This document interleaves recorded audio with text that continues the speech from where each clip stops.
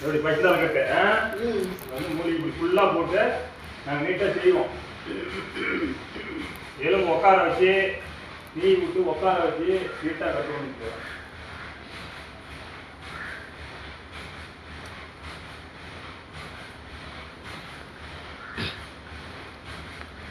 தண்ணி படக்கூடாது.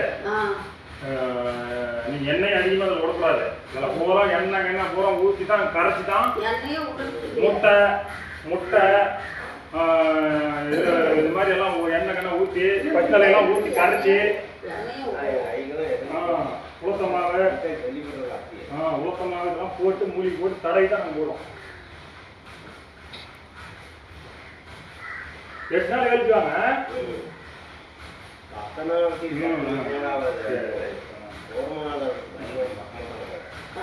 வேலைக்கு போனதுல சரி ரைட்.